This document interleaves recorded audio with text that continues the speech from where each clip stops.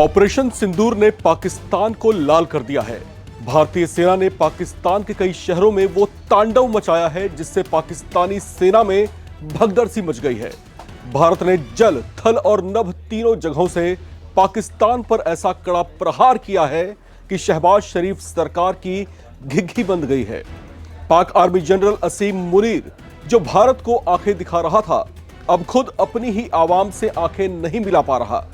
भारत कभी चाहता नहीं था कि वो अपने किसी पड़ोसी देश पर चढ़ाई करे।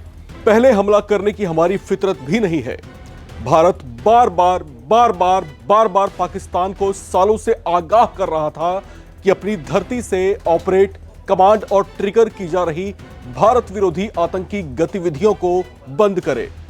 बदले में वो हमें पुलवामा अटैक, 1993 का मुंबई सीरियल ब्लास्ट, 1998 का कोयंबटूर सीरियल ब्लास्ट, 2001 में जम्मू कश्मीर विधानसभा पर हमला, उसी साल 2001 में भारत की संसद पर हमला, 2005 में दिल्ली का सीरियल ब्लास्ट, 2006 में मुंबई लोकल ट्रेनों में धमाके, 2008 में गुवाहाटी सीरियल ब्लास्ट, 2008 में ही मुंबई अटैक, 2009 में जयपुर सीरियल ब्लास्ट, 2016 में पठानकोट हमला, 2019 में पुलवामा अटैक और अब 2025 में पहलगाम में 26 मासूम पर्यटकों की हत्या। यह तो सिर्फ भारत का सीना छलनी करने वाले कुछ आतंकी हमले हैं। इनके अलावा इन गुजरे सालों में न जाने कितने छोटी बड़ी आतंकी घटनाएं होती रही हैं। यह सब हिंदुस्तान आखिर कब तक सहन करता? आखिर सब्र का पैमाना टूटा, मौन बैठा भारत का सिंह जागा और हरकतों से बाज न आने वाले और रह रहकर भारत के सब्र को ललकारने वाले पाकिस्तान का वो हश्र किया जिससे दुनिया में वो अपना मुंह नहीं दिखा पा रहा। भारत ने छाती चौड़ी कर उसे मारा भी और दुनिया को पाकिस्तान में पल रहे आतंकी अड्डों के सबूत भी दिए। पाकिस्तान में घुसकर लश्कर और जैश के आतंकियों को ढेर कर मसूद अजहर और हाफिज सईद के आतंकी साम्राज्य को नेस्ते-नाबूद कर दिया।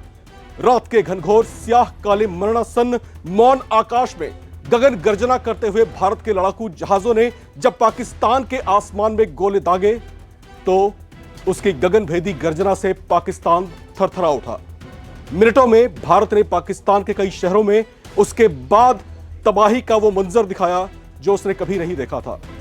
पूरा ऑपरेशन भारत की दो वीरांगनाएं संभाल रही थीं। कर्नल सोफिया कुरैशी और विंग कमांडर व्योमिका सिंह का वेग रणचंडी बनकर पाकिस्तान पर टूट पड़ा। दोनों जाबाज अफसरों ने दिखा दिया, पहलगाम में जब 26 मांगों के सिंदूर उजाड़े गए तो उस सिंदूर की ताकत क्या हो सकती है। भारत की माएं बहनें मस्तक पर, ब्रह्मरंध्र पर जब एक चुटकी लाल सिंदूर को धारण करती हैं तो वो पार्वती स्वरूपा हो जाती हैं। इसी सिंदूर को जब कोई नापाक छेड़ता है तो वही पार्वती स्वरूपा रणचंडी बन ऐसा नर्तन करती है कि शहर के शहर मरघट बन जाया करते हैं। कर्नल सोफिया कुरैशी और विंग कमांडर व्योमिका सिंह उन्हीं 26 रणचंडी विधवाओं की प्रतिनिधि बनकर पाकिस्तान पर टूटी तो उसे भागने की आड़ नहीं मिल रही थी। एक चुटकी लाल सिंदूर से पूरा पाकिस्तान आज रक्त रंजित लाल हो उठा है, क्योंकि यह सिर्फ एक सिंदूर नहीं, यह काल के कपाल पर गुस्से का वेग है, शिराओं में बहती ज्वाला का तेज है, यह क्रोध से दहकते नेत्रों का रंग है, यह अधरों पर उबलते मौत का प्रसंग है। यह है तो अनवरत अविरल स्नेह है, कोई छू जाए तो भस्म उसकी देह है। हम इंडियन आर्मी हैं, हम इंडियन एयरफोर्स हैं, हम इंडियन नेवी हैं, हम वो शक्ति हैं जो अपने आन बान शान की रक्षा करना जानते हैं। कर्नल सोफिया कुरैशी और विंग कमांडर व्योमिका सिंह ने ऑपरेशन सिंदूर में महत्वपूर्ण भूमिका निभाकर देश की नारी शक्ति का उदाहरण पेश किया। कर्नल सोफिया कुरैशी एक अनुभवी सेना अधिकारी हैं और विंग कमांडर व्योमिका सिंह एक कुशल हेलीकॉप्टर पायलट हैं। इन दोनों ने ऑपरेशन सिंदूर पर प्रेस कॉन्फ्रेंस में हिस्सा तो लिया और बताया कि देश को इस सफल अभियान के बारे में तमाम वो विस्तृत जानकारी दी जो भारत उनसे सुनना चाह रहा था। इन्होंने बताया कि भारत की चेतावनी के बावजूद पाकिस्तान नहीं माना और भारत के 15 शहरों पर हमले की कोशिश की, जिसे भारत ने अपनी दक्षता से नाकाम किया। वो फिर भी नहीं माना। उसने फिर से हमारे धैर्य की परीक्षा ली और जम्मू एयरपोर्ट के करीब हमले का प्रयास किया।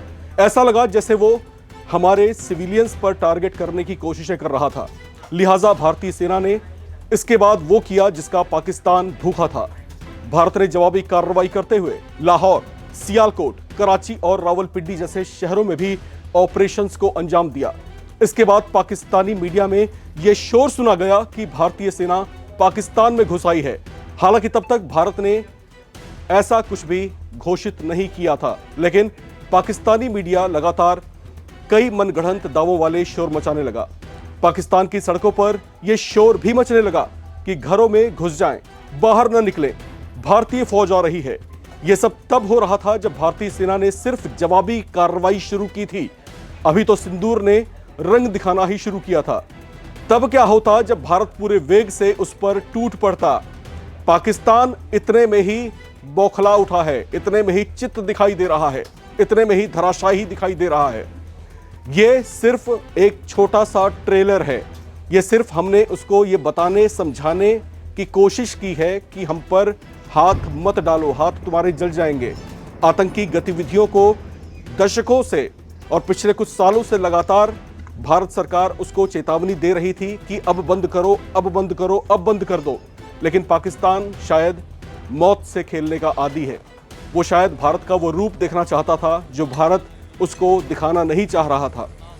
आखिरकार यहाँ पर पैमाना भरता है और भारत को अपना वो उग्र रूप दिखाना पड़ा जो पाकिस्तान देखने के लिए भूखा दिखाई दे रहा था।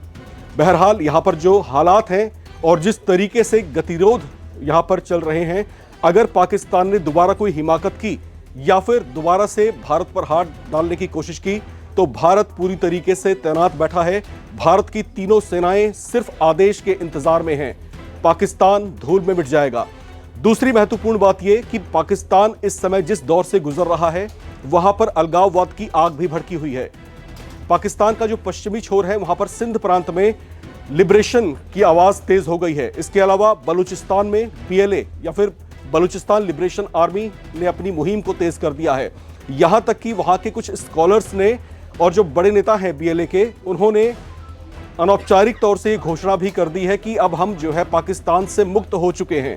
तो इस तरह के गतिरोध से इस समय पाकिस्तान जूझ रहा है। पाकिस्तान का भविष्य क्या होगा वो शायद इस बात का आभास इस समय कर रहा होगा। और जिस मुगालते में है कि चीन आएगा और चीन उसको बचाएगा, चीन कभी किसी का नहीं हुआ। भारत ही वो देश है जिसने हिंदी चीनी भाई भाई का नारा दिया था। उसने भारत के पीठ पर खंजर घोंपा और फिर क्या हुआ वो सबने देखा।